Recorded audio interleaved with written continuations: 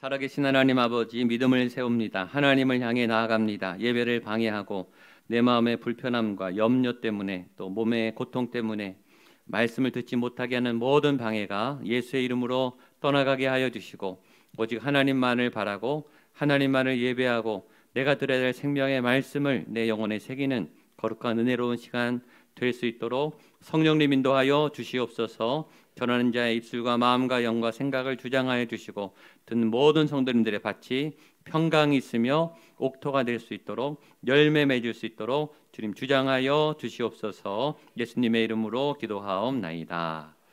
아멘. 지난주는 사도행전 1장 8절, 아무리 말해도 지나치지 않고 아무리 강조해도 지나치지 않고 듣고 또 들어도 우리에게 도전을 주는 생명의 말씀 1장 8절 한 절을 가지고 저희가 봤습니다. 워낙 중요해서 한번 복습하고 오늘 본문을 보려고 합니다. 첫 번째, 예수님이 성령이 너희에게 임하시면, 그렇게 하지 않고 오직 성령이, 그러나 성령님 앞에 성령님을 강조하는 어떤 단어를 쓰심으로 너희가 성령님께 집중하지만 더 집중해라. 지금 다른 중요한 문제도 많지만 지금은 오직 하나님만, 성령님만 의지해라. 이곳에 예배드리러 오셨죠? 시험 다 잘 보고 싶죠? 공부 안 하지 않죠? 공부해요. 그러나 집중력에 차이가 있어요. 50% 집중하는가? 70% 집중하는가? 120% 집중하는가? 지금은 다른 어떤 것보다 예수님께, 성령님께, 여러분 이 예배 시간에 집중하시겠지만 좀 더 예수님께, 성령님께 집중하는 여러분 되시기를 축복합니다. 그리고 그 성령님은 임하신다 그랬어요. 믿음은 수동태예요. 하나님이 임하시고 하나님이 응답하시고 하나님이 열어주시고 하나님이 은혜 주셔야 은혜가 오는 거예요. 우리는 찾고 두드리고 구하고 우리의 믿음도 적극적인 또 능동적인 형태를 띠어야 하지만 우리가 그렇게 두드려도 하나님이 열어주셔야 열리죠. 하나님이 찾게 해주셔야 찾죠. 그 임할 때까지 준비하고 잘 기다리고 포기하지 않고 소망 가운데 인내하시고 성령님의 임함을 사모하는 여러분 되시기를 축복합니다. 예배 때마다 임재를 구하고 하나님의 영광이 내 영혼을 덮도록 지금 이 시간 하나님의 영광이 하늘문이 열려서 이곳에 여러분의 머리부터 발끝까지 부어지게 되기를 축복합니다. 세 번째, 그 성령이 임하면 어떤 일이 생기는가? 변화가 생긴다. 아주 확실한 변화, 나도 알고 사람들이 아는 새로운 변화. 변했나? 왔다 갔다 하는 건 안 변한 거예요. 변하면 확실히 알아요. 성령님이 역사하시면 알아요. 모르는 거는 변화된 게 아니에요. 확실히 알게 돼요. 체험하게 돼요. 크게 두 가지 변화라고 했습니다. 하나는 내 성품의 변화, 성격의 변화, 언어의 변화. 또 하나는 어떤 힘의 변화, 능력의 변화, 어떤 상황의 변화. 다르게 표현하면 어떤 내적인 변화, 내 안에 내면에 있는 어떤 변화, 죄성이 바뀌는 어떤 변화, 그리고 그 내면이 바뀌어서 외형이 바뀌는, 얼굴이 바뀌고 태도가 바뀌고 에너지가 바뀌고 삶의 모습이 바뀌는 어떤 두 가지의 변화가 임하는데 그때 권능을 부어준다 했습니다. 성령님이 주시는 권능, 여러분의 권능이 아니고 여러분의 안에 있던 잠재력을 자기 개발하는 힘이 아니고 우리 안에 없는 위로부터 새롭게 부어지는 외부로부터 오는 하나님의 힘, 하나님의 지혜. 세 가지라 그랬어요. 하나는 할 수 있는 당연한 일들을 하게 되는 거, 걷고 보고 쓰고 먹고 자고 이런 일상의 기적들을 매일매일 하게 하시는 생명의 영. 두 번째는 이것보다 더 심각한 불가능한 내 능력으로, 내 한계로, 내 아무리 노력으로 해도 할 수 없는 일들을 풀어주시는 하나님의 기적과 같은 권능. 이런 권능이 여러분에게도 나타나게 되기를 축복합니다. 세 번째 권능은 제일 큰 권능이라고 그랬어요. 할 수 있으나 하지 않는 권능. 탐욕과 욕망을 제어하는 권능. 하고 싶은데 내 마음속에 불같이 일어나는데 할 수도 있는데 그러나 하지 않는 절제력, 제어력. 죄를 멈추고 죄를 끊는, 죄의 문 앞에서 스탑하는 그런 힘, 그것이 권능이라고 했습니다. 이런 권능을 받으면 어떻게 되는가? 예루살렘과 온 유다와 사마리아와 땅끝까지 이르러 예수님의 증인이 되는, 예수님을 증거하는 삶을 살게 된다. 어떤 역동성을 가지고 팽창하는, 뻗어나가는 어떤 추진력이 있는, 여러분들은 지금 어디까지 오셨습니까? 예루살렘입니까? 나와 내 가족 주변, 온 유대, 우리나라 구석구석, 지역전도, 우리가 하는 사역들, 사마리아, 이제 국경을 넘어서 해외, 가까운 나라들, 땅끝 제일 먼데 가장 열악한 곳, 여러분들은 어디까지 나가보셨어요? 지금 어디까지 나가고 계세요? 그것이 여러분들의 신앙이에요. 건강한 신앙일수록 멀리 나가요. 건강한 교회일수록 땅끝까지 나가는 거예요. 여러분에게 도전합니다. 여러분들이 여행 말고 개인적으로 놀러 가는 거 말고 선교 때문에, 예수님 때문에, 복음 때문에 어디까지 나가보셨어요? 어디까지 전도해 보셨냐고요. 그게 여러분의 믿음의 수준이에요. 교회가 선교를 어디까지 해봤는가? 어느 지역, 어느 나라, 어떤 상황까지 교회가 희생하며 선교받는가? 그게 그 교회의 영성 수준이에요. 제가 본문을 보면서 돌아오면서 저는 어디까지 가봤나 돌아봤어요. 감사하게도 제가 제일 멀리 간 데는 브라질 상파울로예요. 보니까 정반대예요. 12시간 차이 납니다. 제가 감사했어요. 어느새 제가 아주 끝자락까지 가봤구나. 그러나 이 땅끝은 물리적인 땅끝만은 아니에요. 심리적인, 영적인, 가장 두렵고 가장 힘든 어떤 대상 자리, 그게 땅끝이에요. 때로 가족이 땅끝일 수 있어요. 오히려 외부 사역은 쉬운데 가족 전도가 제일 어려워요. 가족의 상처난 믿음을 회복하는 게 제일 힘들어요. 가족들은 마음에, 가족이 땅끝인 분, 내가 땅끝인 분, 아주 견고해서 무너지지 않는 어떤 고집, 안 깨지는 어떤 부분, 그게 땅끝이에요. 성령님이 임하면 땅끝까지 가는 거예요. 여러분들이 정말 복음을 들고 예수님 때문에 여행을 하는 게 아니고 예수님의 비전을 따라, 부르심을 따라 땅끝까지 갈 수 있는 여러분 되시기를 축복합니다. 오늘 그 예수님의 명령을 듣고 예수님이 이제 승천하시고, 예수님이 다시 이 성령님이 오시기 전까지, 예수님은 승천하시고 성령님이 오시기 그 사이의 중간, 그 약간 공백 기간에 제자들의 상태를 표현한 내용입니다. 이들은 어떻게 했는가? 오로지 기도에 힘썼더라. 이 명절에서 좀 위로가 되고 편안한 말씀을 드려야 되는데 이 순서상 오늘 이 말씀이 필요하신지 오늘 이 말씀을 주셨습니다. 한번 따라하시죠. 오로지 기도에 힘쓰더라. 아멘. 오로지 기도에 힘쓰더라. 옆에 분에게 오로지 기도에 힘쓰십시오. 전심으로 기도하십시오. 아멘. 기도의 승리자가 되시기를 바랍니다. 먼저 성경은 예수님이 말씀을 마치시고 이제 승천하시는 장면에서 시작합니다. 9절입니다. 시작. 이 말씀을 마치시고 그들이 보는데 올려져 가시니 보이지 않게 하더라. 이 말씀을 마치시고 이제 예수님의 지상의 모든 사역은 다 끝났어요. 다 마치시고 잘 마치시고 그들이 본 데서 올라가셨어요. 주님과 제자들의 마지막 만남이, 마지막은 꼭 오죠. 주님과의 만남도 마지막 순간이에요.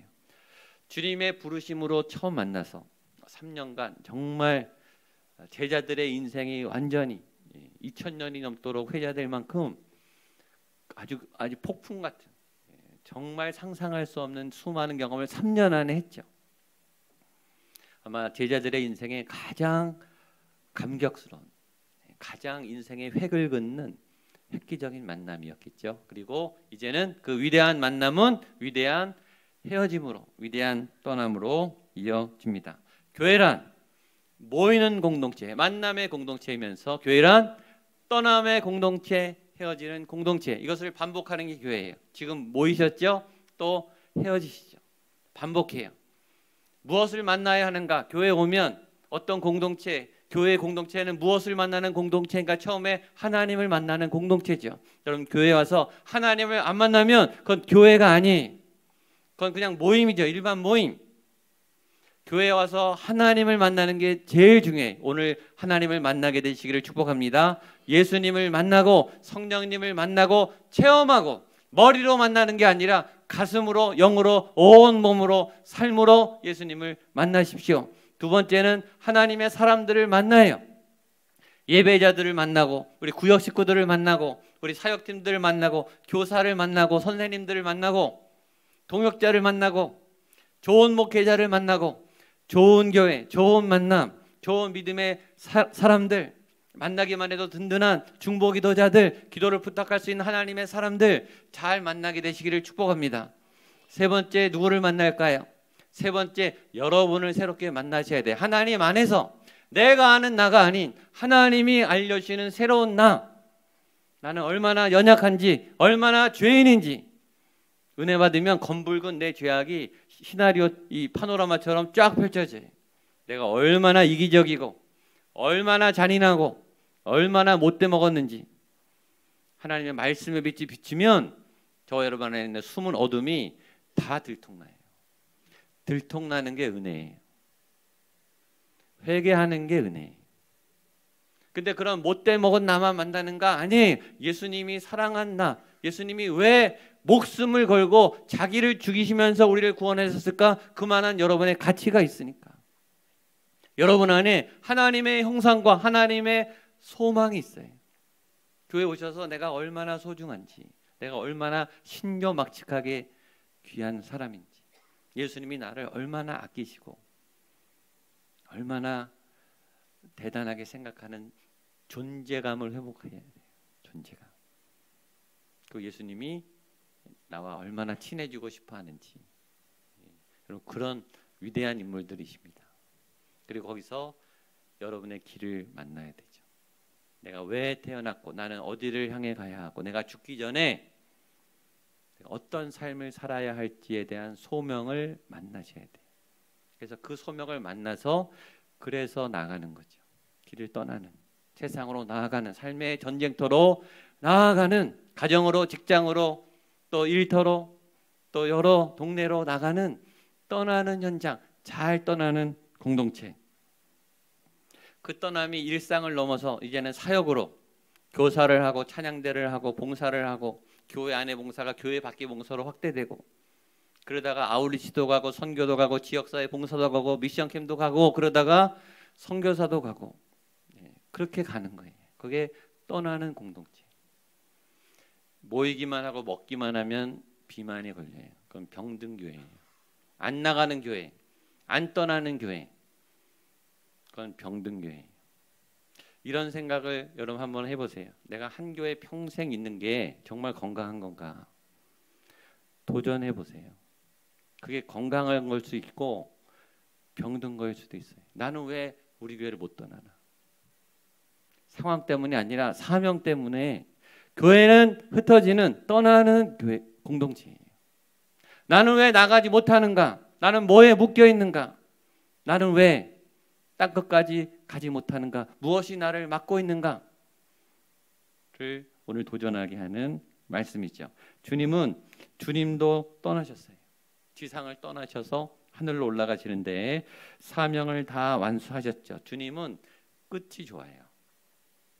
다 이루었다. 사명을 멋지게 완수하셨어요. 책임을 끝까지 다 감당하셨어요. 그리고 책임을 끝까지 다 하신 분이 끝이 아니라 약속을 주시고 미래에 대한 소망을 열어주시며 내가 너희와 함께 하리라, 볼지어다 세상 끝날까지 너희와 함께 할 거야 라는 약속과 소망을 주시고 아름답게 떠나요. 주님의 끝은 항상 좋아요.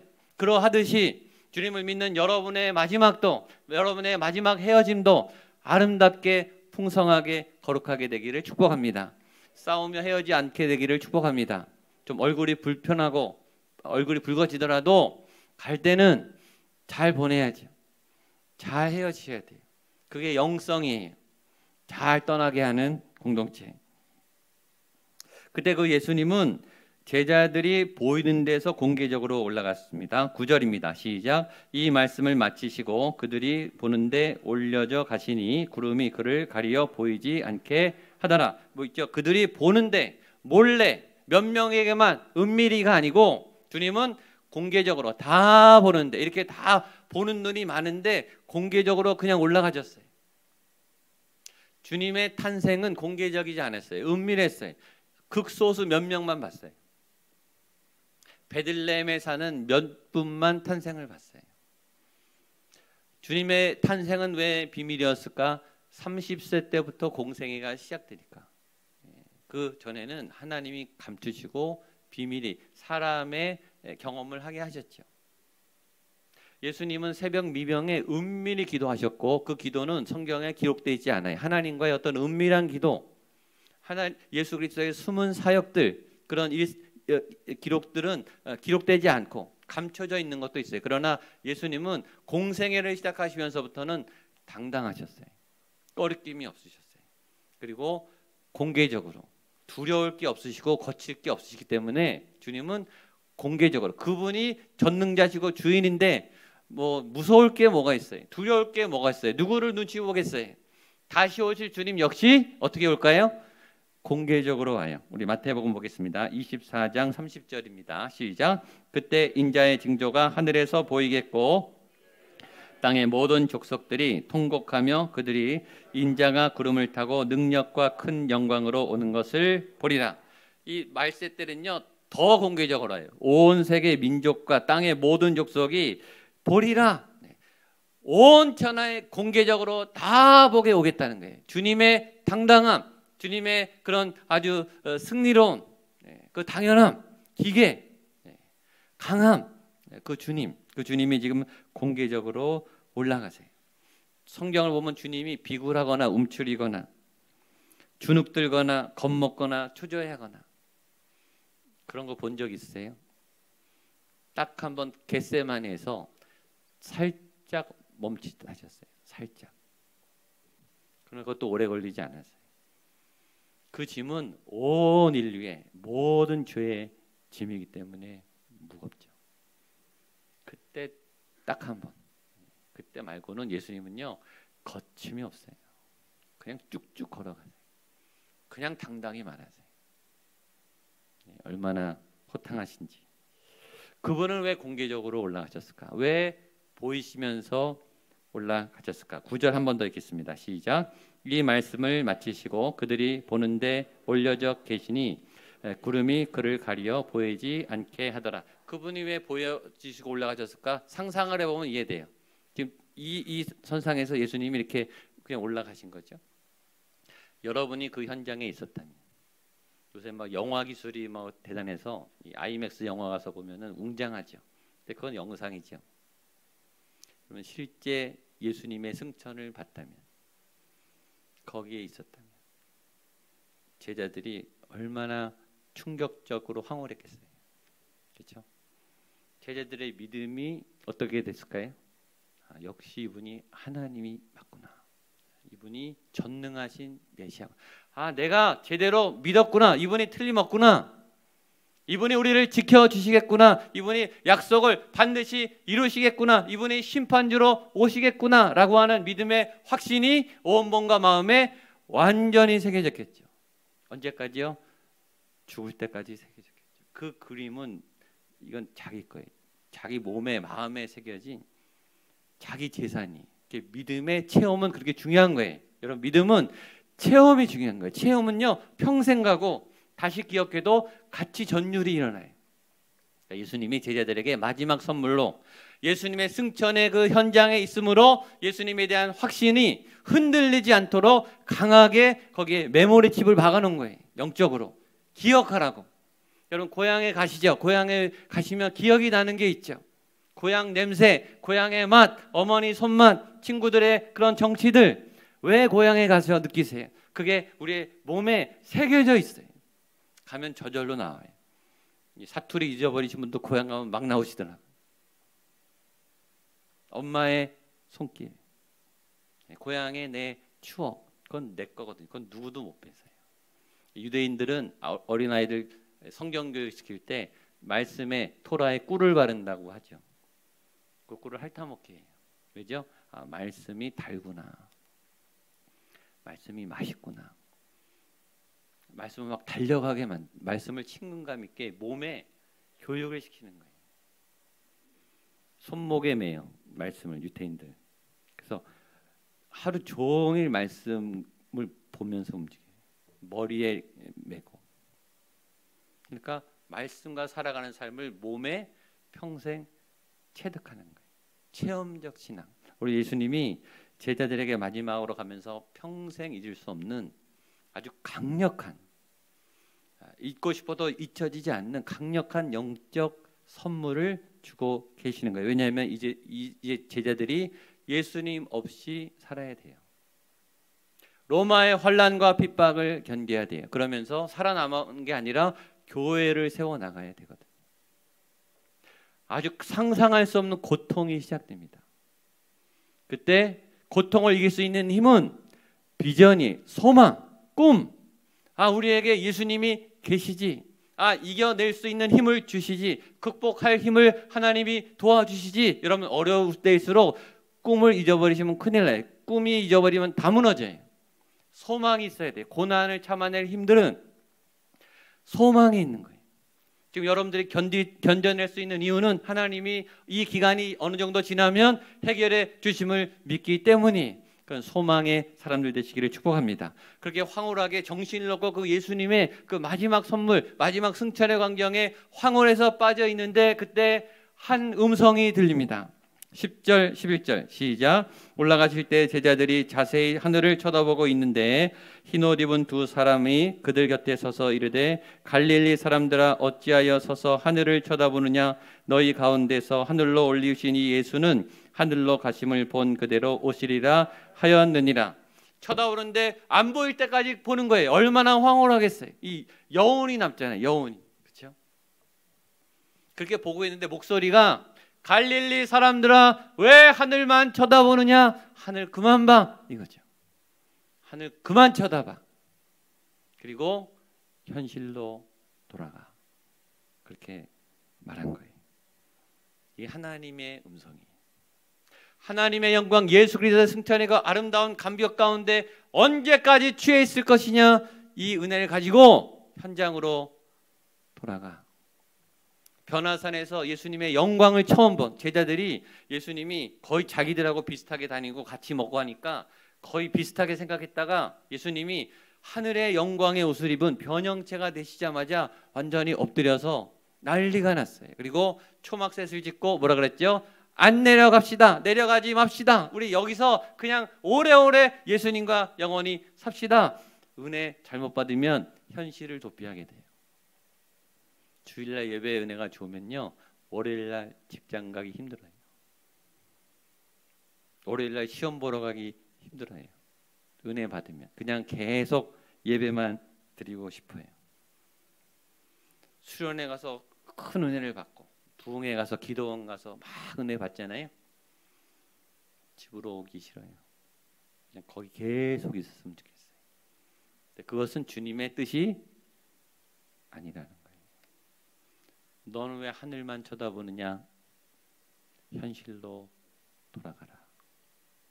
현실은 두렵죠. 현실은 힘들어요.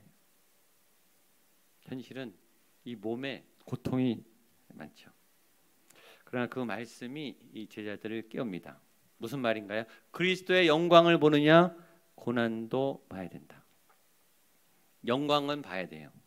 은혜를 받아야 돼요. 그러나 고난도 보셔야 돼요.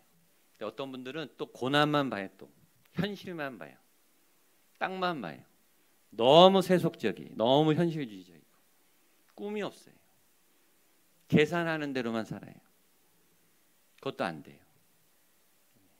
현실도 보면서 영광도 봐야 돼요.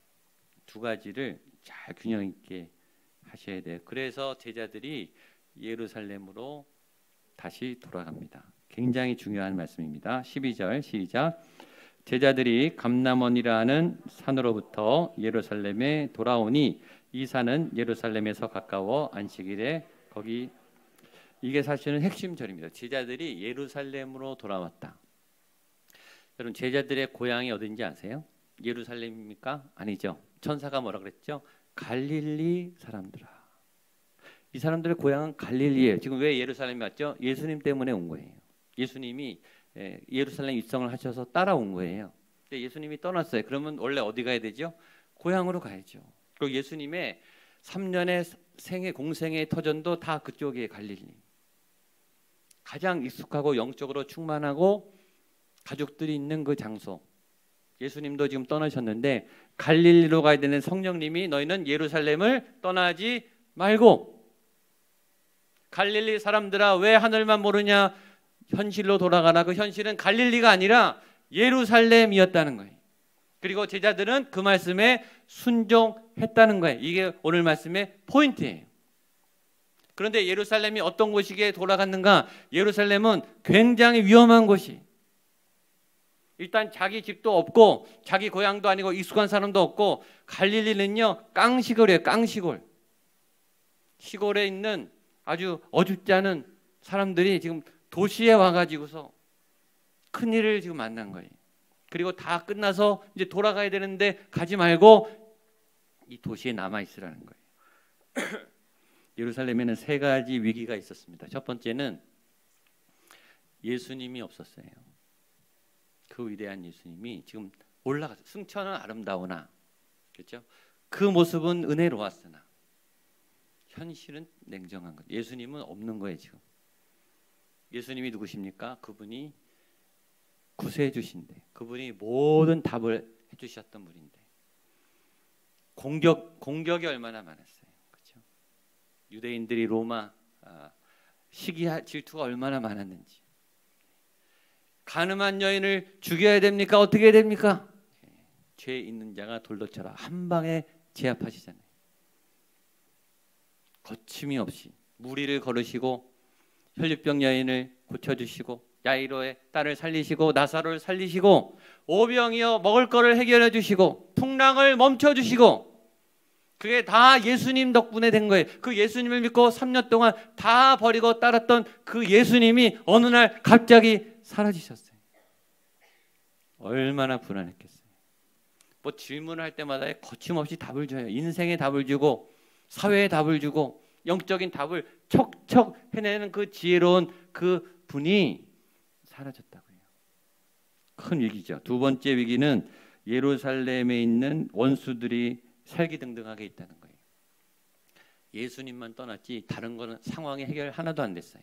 그리고 예수님을 죽인 그 권세자들이, 유대인들과 로마의 권세자들이 거기에 그냥 있는 게 아니라 지금 예수의 제자들을 색출하려고, 잡으면 죽이려고 벼르고 있어요. 벼르고 있어요.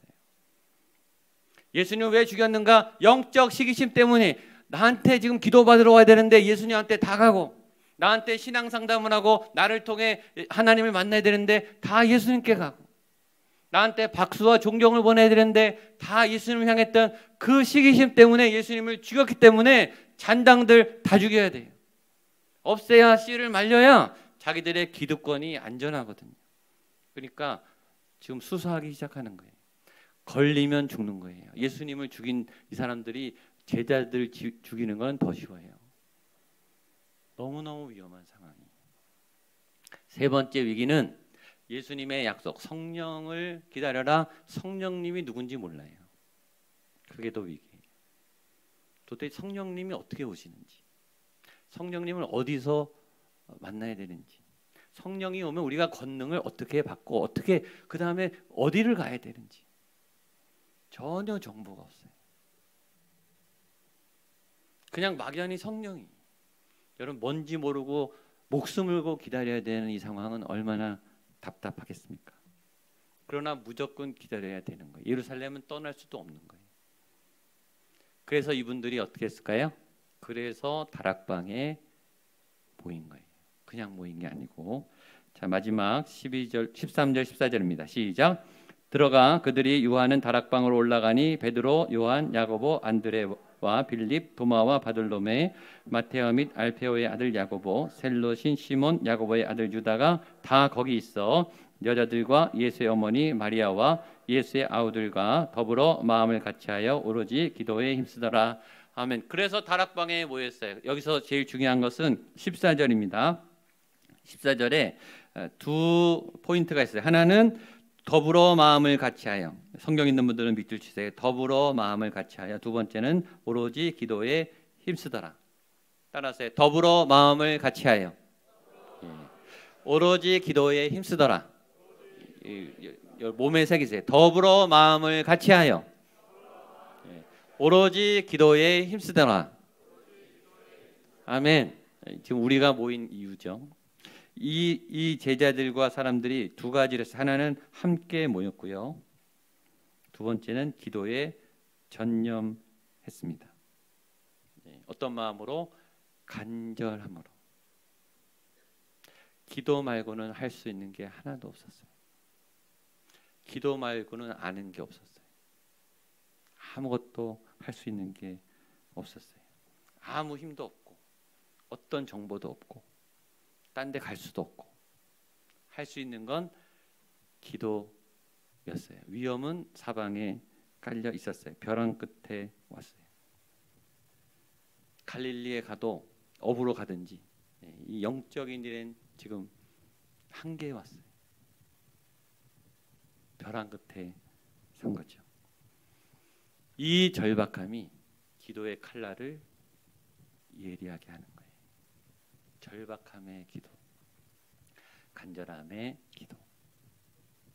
여유 있는 기도가 아니에요. 얌전한 기도가 아니에요. 여러분 다 얌전하게 기도하고 싶죠. 다 세련되게 신앙생활 하고 싶죠.